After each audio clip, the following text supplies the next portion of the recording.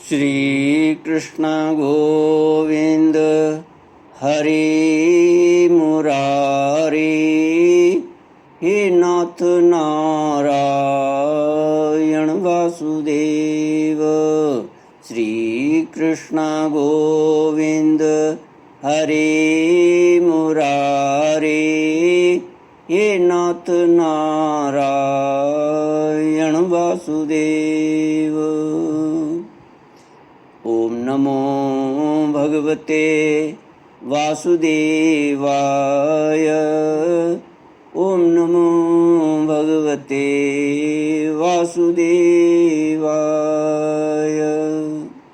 कृष्णाय वासुदेवाय हरये परमात्मने प्रणतः क्लेशनाशाय गोविंदाय नमो नमः। सच्चिदानंद रूपाय विश्वोत्पत्त्यादिहेतुवे तापत्रय विनाशाय श्री कृष्णाय वयं नमः। सच्चित आनंद स्वरूप परमात्मा जो सृष्टि के उत्पत्ति पालन और संहार करता है तथा जीवों के आध्यात्मिक आदि दैविक आदि भौतिक तापों को नष्ट करने वाले हैं, अर्थात जीवों के मानसिक शारीरिक और भौतिक दुखों को दूर करने वाले हैं, उन श्री कृष्ण भगवान को हम नमस्कार करते हैं। श्री कृष्ण गोविंद हरि मुरारी, हे नाथ नारायण वासुदेव। श्रीमद्भागवत पंचम स्कंद अथ दशमोऽध्यायः। श्री शुक उवाच अथ सिंधु सौवीरपते रहुगणस्य व्रजत इक्षुमत्यास्तटे तत्कुलपतिना शिविकावाह पुरुषान्वेषण समये दैवेनोपसादितः स द्विजवर उपलब्ध एष पीवा युवान् संहन नांगो गोखरबद्धुरं बोडुमलमिति पूर्वविष्टिगृहीतैः स गृहीत प्रसभमतदर्ह उवाह शिबिकां स महानुभावः। जड़ भरत और राजा रहुगण की भेंट। श्री सुखदेव जी कहते हैं, राजन, एक बार सिंधु सौवीर देश का स्वामी राजा रहुगण पालकी पर चढ़कर जा रहा था। जब वह इक्षुमती नदी के किनारे पहुंचा तब उसकी पालकी उठाने वाले कहारों के जमादार को एक कहार की आवश्यकता पड़ी। कहार की खोज करते समय दैववश उसे ये ब्राह्मण देवता मिल गए। उन्हें देखकर उसने सोचा, यह मनुष्य हृष्ट पुष्ट जवान और गठीले अंगों वाला है, इसलिए यह तो बैल या गधे के समान अच्छी तरह बोझा ढो सकता है। यह सोचकर उसने बेगार में पकड़े हुए उस अन्य कहारों के साथ उन्हें भी बलात् पकड़कर पालकी में जोड़ दिया। महात्मा भरत जी यद्यपि किसी प्रकार इस कार्य के योग्य नहीं थे, तो भी वे बिना कुछ बोले चुपचाप पालकी को उठा ले चले। वे द्विजवर कोई जीव पैरों तले दब न जाए, इस डर से आगे की एक बाण पृथ्वी देखकर चलते थे, इसलिए दूसरे कहारों के साथ उनकी चाल का मेल नहीं खाता था।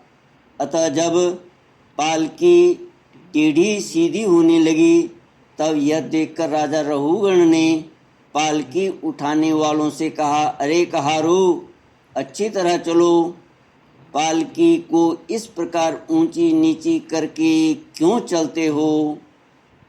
तब अपने स्वामी का यह आक्षेप युक्त वचन सुनकर कहारों को डर लगा कि कहीं राजा उन्हें दंड न दे। इसलिए उन्होंने राजा से इस प्रकार निवेदन किया, महाराज, यह हमारा प्रमाद नहीं है। हम आपकी नियम मर्यादा के अनुसार ठीक ठीक ही पालकी ले चल रहे हैं। यह एक नया कहार अभी अभी पालकी में लगाया गया है, तो भी यह जल्दी जल्दी नहीं चलता। हम लोग इसके साथ पालकी नहीं ले जा सकते। कहारों के ये दीन वचन सुनकर राजा रहुगण ने सोचा, संसर्ग में उत्पन्न होने वाला दोष एक व्यक्ति में होने पर भी उससे संबंध रखने वाले सभी पुरुषों में आ सकता है। इसलिए यदि इसका प्रतिकार न किया गया तो धीरे धीरे ये सभी कहार अपनी चाल बिगाड़ लेंगे। ऐसा सोचकर राजा रहुगण को कुछ क्रोध हो आया। यद्यपि उसने महापुरुषों का सेवन किया था, तथापि क्षत्रिय स्वभाववश बलात् उसकी बुद्धि रजोगुण से व्याप्त हो गई और वह उन द्विज श्रेष्ठ से, जिनका ब्रह्म तेज भस्म से ढके हुए अग्नि के समान प्रकट नहीं था, इस प्रकार व्यंग से भरे वचन कहने लगा, अरे भैया, बड़े दुख की बात है, अवश्य ही तुम बहुत थक गए हो। ज्ञात होता है तुम्हारे इन साथियों ने तुम्हें तनिक भी सहारा नहीं लगाया। इतनी दूर से तुम अकेले ही बड़ी देर से पालकी ढोते चले आ रहे हो। तुम्हारा शरीर भी तो विशेष मोटा ताजा और हट्टा कट्टा नहीं है, और मित्र बुढ़ापा ने अलग तुम्हें दबा रखा है। इस प्रकार बहुत ताना मारने पर भी वे पहले की ही भांति चुपचाप पालकी उठाए चलते रहे। उन्होंने इसका कुछ भी बुरा न माना, क्योंकि उनकी दृष्टि में तो पंचभूत, इंद्रिय और अंतःकरण का संघात, यह अपना अंतिम शरीर अविद्या का ही कार्य था। वह विविध अंगों से युक्त दिखाई देने पर भी वस्तुतः था ही नहीं। इसलिए उसमें उनका मैं मेरेपन का मिथ्या अध्यास सर्वथा निवृत्त हो गया था और वे ब्रह्म रूप हो गए थे। किंतु पालकी अब भी सीधी चाल से नहीं चल रही है। यह देखकर राजा रहुगण क्रोध से आग बबूला हो गया और कहने लगा, अरे यह क्या तू जीता ही मर गया? तू मेरा निरादर करके मेरी आज्ञा का उल्लंघन कर रहा है। मालूम होता है तू सर्वथा प्रमादी है। अरे जैसे दंड पाणी यमराज जन समुदाय को उसके अपराधों के लिए दंड देते हैं, उसी प्रकार मैं भी अभी तेरा इलाज किए देता हूँ। अब तेरे होश ठिकाने आ जाएंगे। श्री कृष्ण गोविंद हरे मुरारे, हे नाथ नारायण वासुदेव। रहुगण को राजा होने का अभिमान था, इसलिए वह इसी प्रकार बहुत सी अनाप शनाप बातें बोल रहा था। वह अपने को बड़ा पंडित समझता था, अतः रज तम युक्त अभिमान के वशीभूत होकर उसने भगवान के अनन्य प्रीति पात्र भक्तवर भरत जी का तिरस्कार कर डाला। योगेश्वरों की विचित्र कहनी करनी का तो उसे कुछ पता ही न था। उसकी ऐसी कच्ची बुद्धि देखकर वे संपूर्ण प्राणियों के सुहृद एवं आत्मा ब्रह्मभूत ब्राह्मण देवता मुस्कुराए और बिना किसी प्रकार का अभिमान किए इस प्रकार कहने लगे। जड़ भरत ने कहा, राजन, तुमने जो कुछ कहा वह यथार्थ है, उसमें कोई उलाहना नहीं है। यदि भार नाम की कोई वस्तु है तो ढूंढने वाले के लिए है। यदि कोई मार्ग है तो वह चलने वालों के लिए है। मोटापन भी उसका है, मोटापन भी उसी का है। यह सब शरीर के लिए कहा जाता है, आत्मा के लिए नहीं। ज्ञानी जन ऐसी बात नहीं करते। स्थूलता, कृशता, आदि, व्याधि, भूख, प्यास, भय, कलह, इच्छा, बुढ़ापा, निद्रा, प्रेम, क्रोध, अभिमान और शोक, ये सब धर्म देहाभिमान को लेकर उत्पन्न होने वाले जीव में रहते हैं। मुझ में इनका लेश भी नहीं है।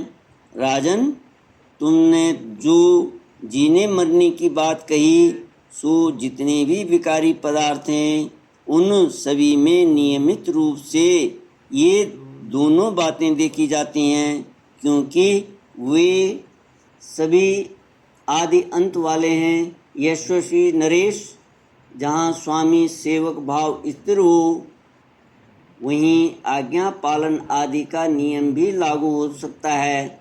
तुम राजा हो और मैं प्रजा हूँ। इस प्रकार की भेद बुद्धि के लिए मुझे व्यवहार के सिवा और कहीं तनिक भी अवकाश नहीं दिखाई देता। परमार्थ दृष्टि से देखा जाए तो किसे स्वामी कहें और किसे सेवक। फिर भी राजन, तुम्हें यदि स्वामित्व का अभिमान है तो कहो, मैं तुम्हारी क्या सेवा करूं। वीरवर, मैं मत्त, उन्मत्त और जड़ के समान अपनी ही स्थिति में रहता हूँ। मेरा इलाज करके तुम्हें क्या हाथ लगेगा। यदि मैं वास्तव में जड़ और प्रमादी ही हूँ तो भी मुझे शिक्षा देना पिसे हुए को पीसने के समान व्यर्थ ही होगा। श्री कृष्ण गोविंद हरे मुरारे, हे नाथ नारायण वासुदेव। ओम पूर्णमद पूर्णमिदं पूर्णात् पूर्णमुदच्यते पूर्णस्य पूर्णमादाय पूर्णमेवावशिष्यते। ओम शांति शांति शांति। हरि ओम। श्री गुरुभ्यो